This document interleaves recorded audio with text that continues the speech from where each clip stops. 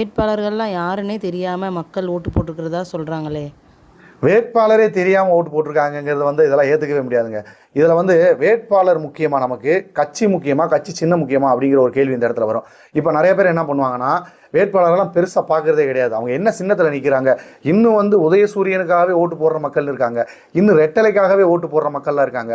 அந்த மாதிரிலாம் அவங்க வேட்பாளர்லாம் பெருசாக யாரும் பார்க்க போகிறதில்ல. அவங்க பேக்ரவுண்டு என்ன வேணாலும் இருக்கட்டும், அவங்க யார் சார்பாக நிற்கிறாங்க, இந்த கட்சி சார்பாக நிற்கிறாங்க, அப்போ அந்த கட்சிக்கு நம்ம ஓட்டு போடணும் அப்படிங்கிற ஒரு மனநிலையில் தான் இதுவரைக்கும் ஓட்டு போட்டிருக்காங்களே தவிர புதுசாக ஒரு மாற்றம் நடந்திருக்கு. என்னைய பொறுத்தவரையில் இந்த இடத்துல நான் அண்டர்லைன் பண்ணியே சொல்லுவேன், பணநாயகம் தோத்து ஜனநாயகம் ரொம்ப வருஷம் கழிச்சு ஜெயிச்சிருக்கு அப்படின்னு நான் சொல்லுவேன். ஏன்னா எப்பவுமே மக்களை ஏமாத்தின அரசியல் வேட்பாளர்கள் தான் இருப்பாங்க. இந்த தடவை மக்கள் ஏமாத்தின அரசியல் வேட்பாளர்கள்லாம் நிறைய பேர் இருக்காங்க. நிறைய பேர் தோல்வியை தழுவுனதுக்கு அது ஒரு காரணம். ஏன்னா பல பேர் எல்லாருக்குமே தெரியும், இது இல்லைன்னு மறுக்க முடியாது. 500 1000 அந்த மாதிரி கொடுத்து ஓட்டு கேட்டவங்களாம் இருக்காங்க. அவங்களெல்லாம் பல பேர் ஜெயிக்கவே இல்லை. எந்த ஒரு காசுமே செலவு பண்ணாமல் விஜயை மட்டுமே அடையாளப்படுத்தி விசிலை மட்டுமே காட்டி ஓட்டு வாங்கி இன்னைக்கு இத்தனை பேர் ஜெயிச்சு வந்திருக்காங்க.